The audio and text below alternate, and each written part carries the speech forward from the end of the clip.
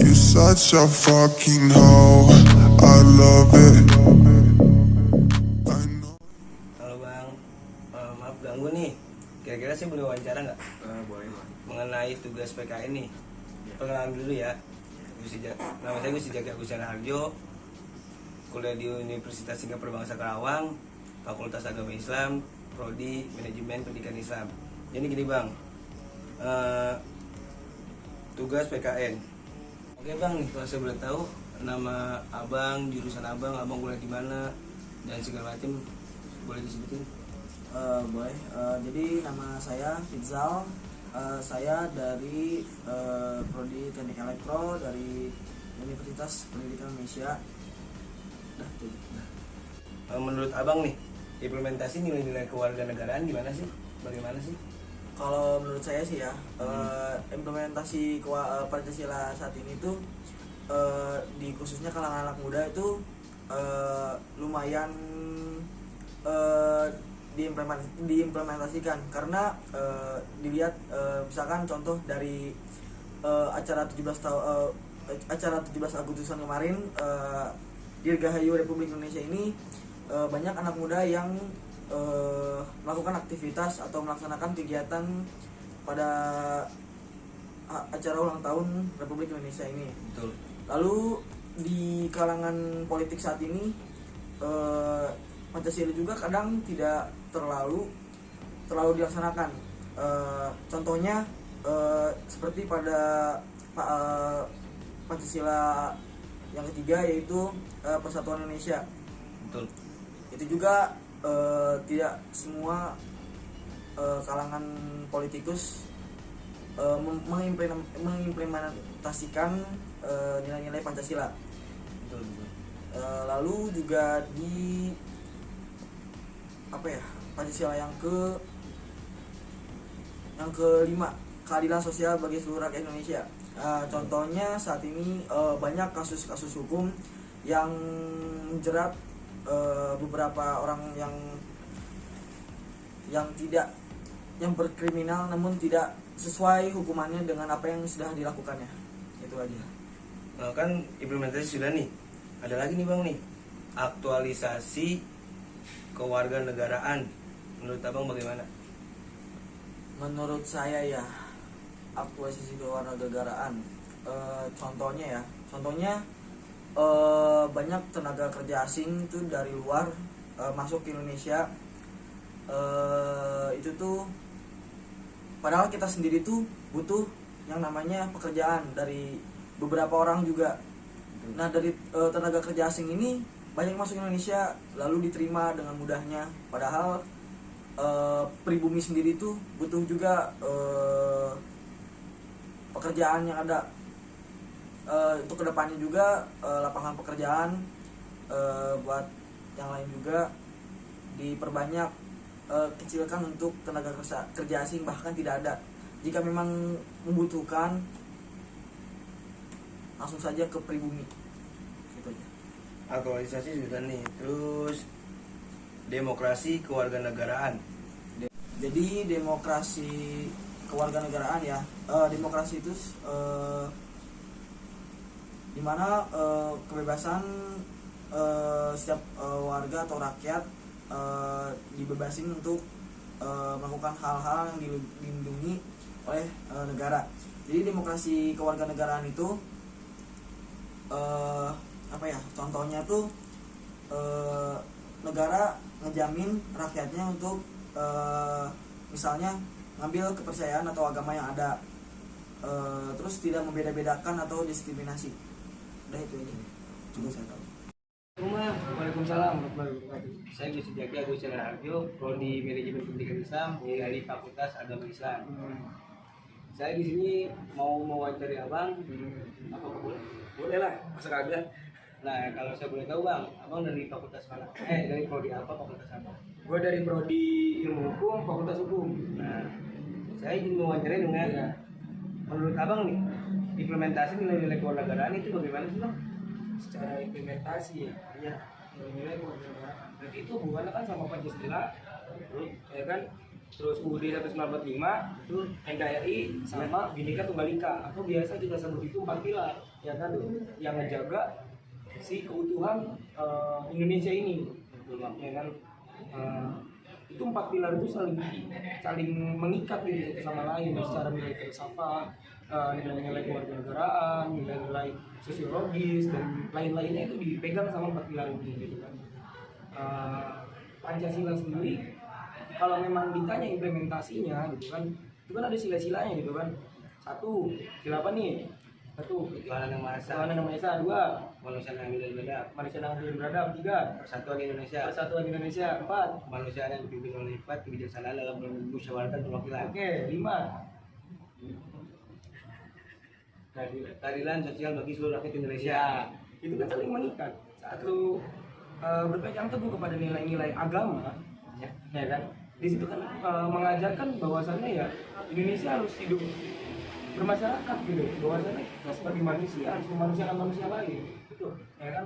Ada hablum minannas, hablum minallah, hablum minannas, hablum minal alam, itu, ya kan. Itu harus kita pegang di nilai di ketuhanan udah ada. Ya, barulah turun kedua, apa yang kedua? Manusia yang adil dan beradab. Nah, hablum minannas, ya kan. Ini di sini dipegang. Habis itu yang ketiga, persatuan Indonesia. Nah, itu tuh. Kalau lu udah kemanusiaan, lu udah punya Tuhan, akhirnya Indonesia bersatu. Ya kan? Terus turunlah ke sistem demokrasi. Ya kan? Sila keempat sistem demokrasi. Sila keempat sistem apa yang ada di Indonesia. Ya kan? Terus yang sila kelima keadilan sosial Indonesia. Nah, kalau empat sila ini udah dipegang, 4 sila ini udah terjalankan, Indonesia adil untuk seluruh, tanpa memandang ras dan agama, tanpa memandang golongan manapun, gitu kan. Itu secara implementasi. Kalau emang dikaji ulang ya sangat amat luar biasa sih Pancasila dan kewarganegaraan. Bang, ini kan di sini kan implementasi sudah lah clear ya. Ini ada lagi nih Bang, aktualisasi Pancasila. Aktualisasi ya berarti contoh-contohnya gitu kan. Iya, ya kalau ketuhanan berarti kita hubungan kita sama Tuhan, ya kan. Saling menjaga kestabilan keagamaan. Ya, kita di situ kan yang kita akui gitu. Yang kita akui secara kenegaraan ada 5 agama. Tuh, ya kan? Islam, Kristen, Hindu, Buddha, Konghucu. Katolik itu Kristen. Oh iya, betul. Kalau misalkan kita saling menghargai satu sama lain, kita nyebut titik Bhinneka Tunggal Ika. Berbeda-beda kita satu. Iya. Kita bakalan itu titik NKRI, Negara Kesatuan Republik Indonesia. Dan kalau itu udah kepegang semua, ya kita naik ke UUD 1945, kita ngejalanin konstitusinya. Betul. Nah, kita pegang Pancasila, di sini yang lagi kita bahas ya kan, udah pegang ketuhanan. Kita menghargai satu sama lain. Kita menghargai perbedaan. Ada masjid, ada yang namanya gereja, ya kan, dan tempat peribadatan lain-lainnya. Ya, di negara kita sendiri itu nggak cuma secara agama doang, ada animisme dan dinamisme kepercayaannya. Ada Sunda Wiwitan, Kejawen, ya kan, yang berbau-bau ke daerah-daerahan, ya kan. Ya, kita juga mengajarkan nilai-nilai kebaikan. Kalau memang kita megang gitu si nilai ketuhanan ini, ya kita bakalan aman. Bakalan itu namanya keadilan, bakalan itu yang namanya persatuan. Itu bakalan dipegang semua. Ya contoh-contohnya menghargai perbedaan, terus saling gotong royong, alhamdulillah tuh, saling gotong royong, terus gotong royong kan juga hubungannya sama pembersihan sampah-sampah dan segala macamnya ya kan, yang di jalan, yang di selokan, bahkan di rumah-rumah warga ya kan. Itu berarti hubungannya sama alam. Ya kan? Berarti kalau misalkan di hadis pun ada kan inna zafatul minal iman. Kalau misalkan kita udah bersih gitu, ya itu sebagian dari iman. Otomatis kita memiliki keimanan di dalam hati. Ya balik lagi ke nilai pertama, keagamaan. Tuh. Terus dari gotong royong, saling menghargai perbedaan agama, suku ras dan agama gitu kan. Kita kita menghargai hukum HAM ya kan, perbedaan budaya kita menghargai di situ. Kita menjunjung tinggi nilai-nilai hukum, menjunjung tinggi asas-asas hukum. Saat udah kita pegang, kayak benar yang kayak sila keempat ya kan, tentang sistem demokrasi ya kan, tentang UUD 1945. Kalau kita udah megang itu ya otomatis bakalan sama ini negara karena dasarnya dari si UUD 195 ini. Jadi kualifikasi dari sisi itu gitu. Sebenarnya kalau sih kalau misalkan contoh ya gue naik Vespa ya, ada orang mogok ya kita bantu gitu. Terus kalau misalkan ada teman yang kesulitan, saya kan misalkan dalam mengerjakan tugas, dalam kehidupan sehari-hari, kayak misalkan dia teman kosan lu gak bisa makan, ya kan, lu kasih makan, mana ada yang mogok lu dorong, ya kan, ada yang mesti lu bantuin tenangin, itu ada banyak cara-cara cara aktualisasinya, cara kehidupan, tuh, betul bang. Kita ini menuju pertanyaan yang ketiga, bang. Demokrasi, kewarganegaraan. Nah itu bagaimana sih bang?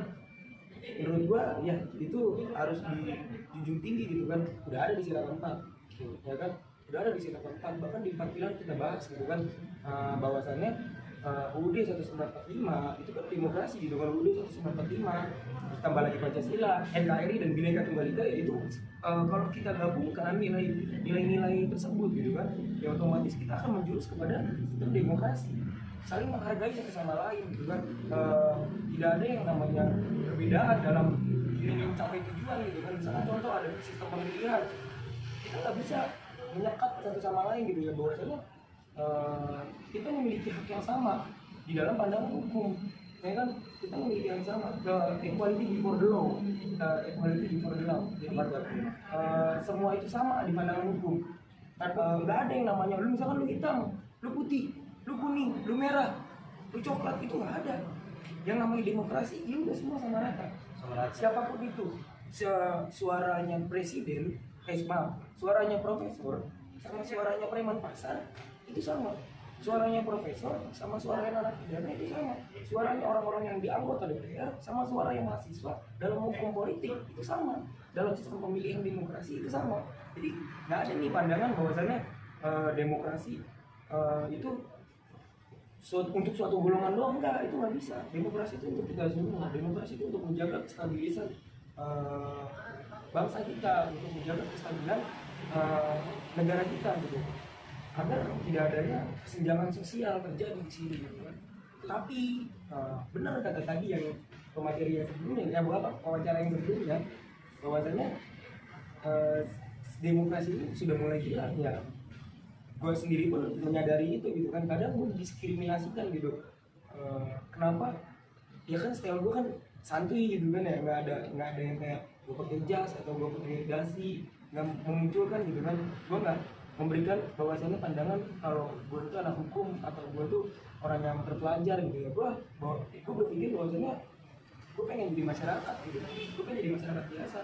Ya di situ kadang gue tersisihkan saat gue berpakaian saat itu, orang memandangnya setengah mata gitu, sebelah mata. Itu yang sangat amat disayangkan gitu. Secara implementasi dan aktualisasi kita masih kurang gitu di situ. Ya balik lagi sih, sebenarnya menurut gue kenapa FAI memiliki sistem pendidikan yang salah satunya menganut kewarganegaraan gitu ya, menekankan di sistem kewarganegaraan dan munculin tugas kayak gini nih, itu bagus menurut gue. Karena saat lu sudah paham tips itu gitu kan, akhirnya lu bakalan mengimplementasikan dan aktualisasikan dari sistem pendidikan itu. Tidak patut untuk diteruskan, tidak patut untuk dicontohkan, tidak patut untuk dibudayakan. Ya bahwasanya perbedaan itu adalah rahmat. Kalau kata Gus Dur gitu kan, perbedaan adalah rahmat. Bahkan di surat Al-Hujurat, gue lupa ayat berapa, kalau seingat gue ayat 17 atau 18 kemudian itu ya benar, secara dasar gitu dari perkataan si Gus Dur itu perbedaan adalah rahmat. Berarti surat Anas juga kayak gitu gitu. Kita nggak bisa ada perbedaan gitu. Apa tuh yang sering dibawa tuh sama anak-anak zaman sekarang, untuk agamamu, untukku, agamaku, kau saudaraku. Jadi ya nggak ada yang namanya perbedaan, mau agama lu Kristen, Hindu, Buddha, bahkan sampai lu nggak punya agama pun, kalau lu memegang tinggi nilai-nilai kebangsaan, kalau lu memegang tinggi nilai-nilai perbedaan gitu kan, bahwasannya perbedaan beragama, kalau lu memegang tinggi toleransi ya kan, itu lu patut untuk dihargai, lu patut untuk dianggap ada.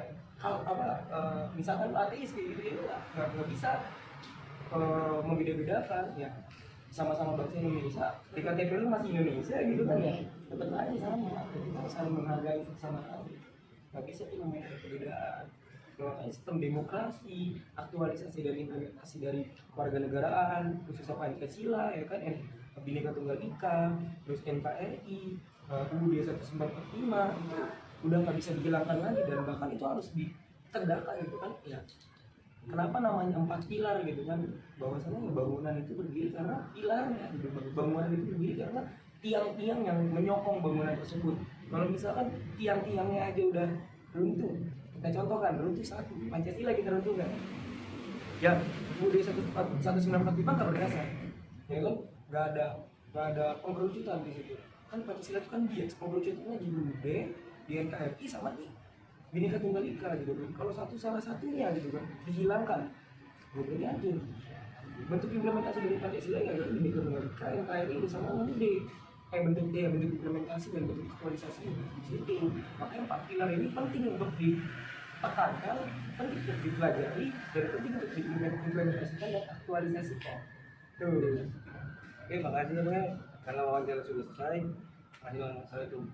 Waalaikumsalam.